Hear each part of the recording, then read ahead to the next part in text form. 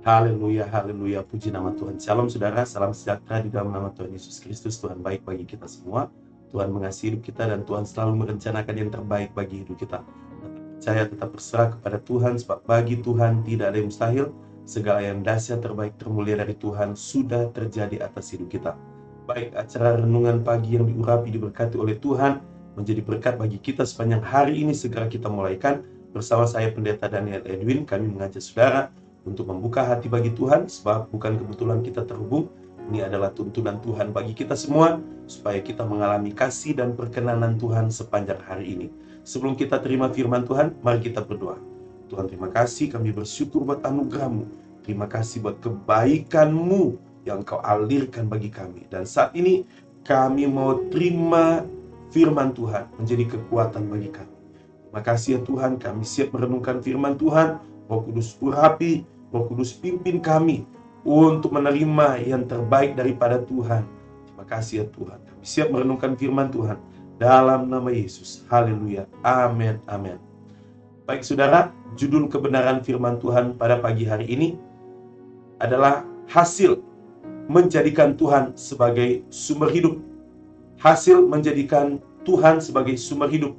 Mari kita lihat saudara dalam kitab Lukas pasalnya yang ke-8, ayat yang pertama sampai ayatnya yang ketiga.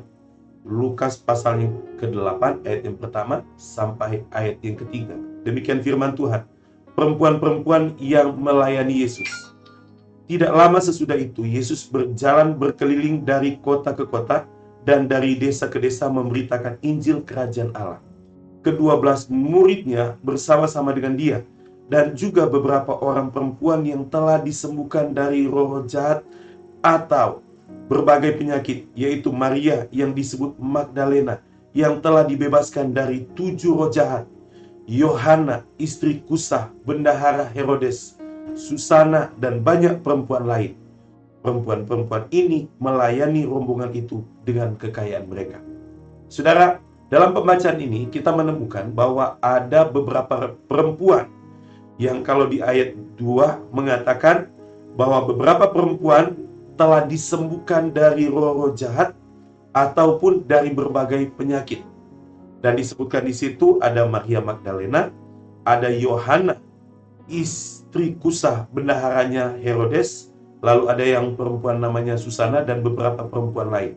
Nah, menarik sekali saudara, mereka melayani Yesus dengan kekayaan mereka. Saya mau ambil contoh seorang yang bernama Maria Magdalena.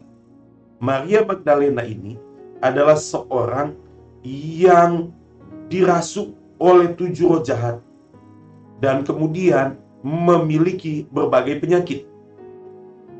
Nah, beberapa tafsiran mengatakan bahwa Maria Magdalena ini adalah seorang yang dari segi moral, mungkin, ini baru tafsiran saudara, mungkin adalah seorang pelacur. Tapi tidak ada di Alkitab mengatakan bahwa dia seorang pelacur sebenarnya.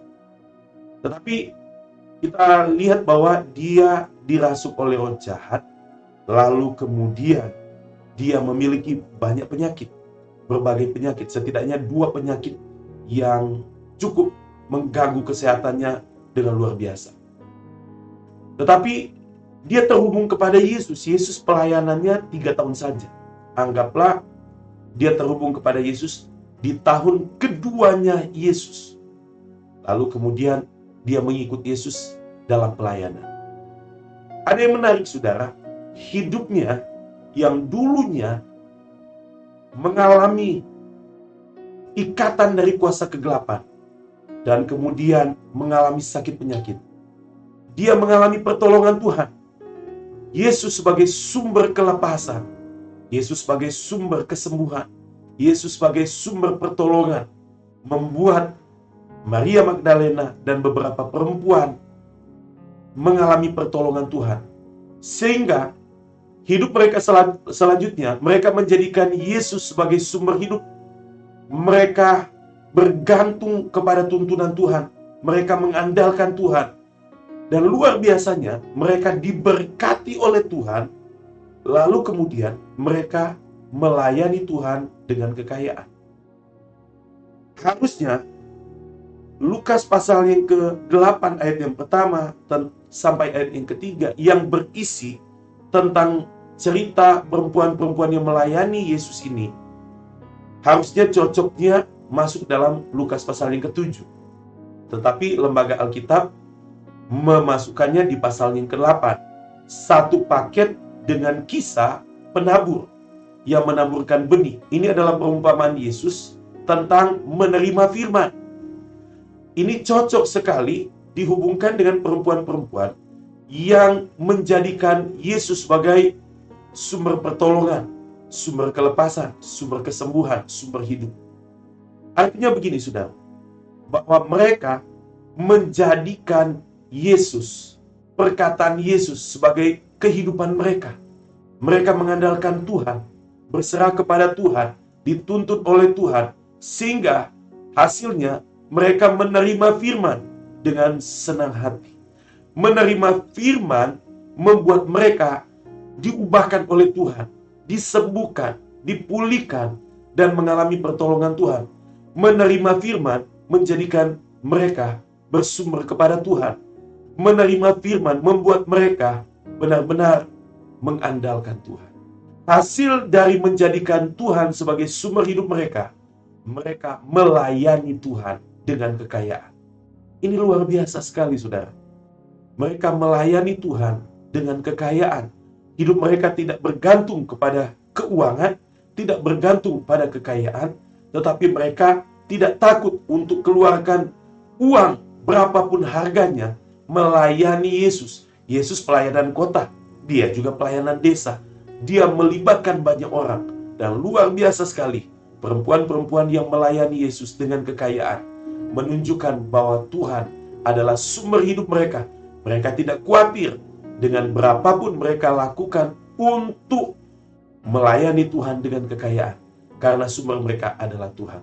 Saudara, jadikan Tuhan sebagai sumber hidup, dan hasil menjadikan Tuhan sebagai sumber hidup, kita berani melayani Tuhan dengan keuangan, dengan kekayaan. Saudara, Tuhan memberkati kita. Tuhan sudah mengasihi kita. Tuhan sudah menolong. Dan biarlah kita rela memberi diri sepenuhnya kepada Tuhan, termasuk memberi keuangan kita, melayani Tuhan, karena Tuhan sumber hidup kita. Kita tidak perlu khawatir dengan apapun yang menimpa kita, karena kita tahu Tuhan sumber kekayaan, sumber pertolongan, sumber perlindungan, sumber kekuatan, sumber damai sejahtera. Kepadanya kita berpusat, dan Tuhan yang kita andalkan.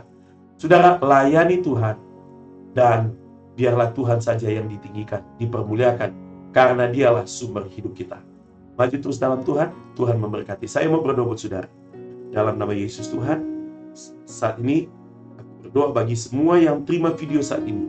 Dalam nama Yesus, mengalir pengurapan Roh Kudus, tuntunan Tuhan terjadi bagi kami semua. Engkau Tuhan, sumber hidup kami, dan kepadamu ya Tuhan, kami berserah, kami mengandalkan Tuhan, dan kami percaya Tuhan sumber hidup kami, dan hasil Tuhan menjadi sumber hidup kami. Kami melayani Tuhan dengan keuangan, dengan kekayaan, dengan kekuatan, dengan segala keberadaan hidup kami.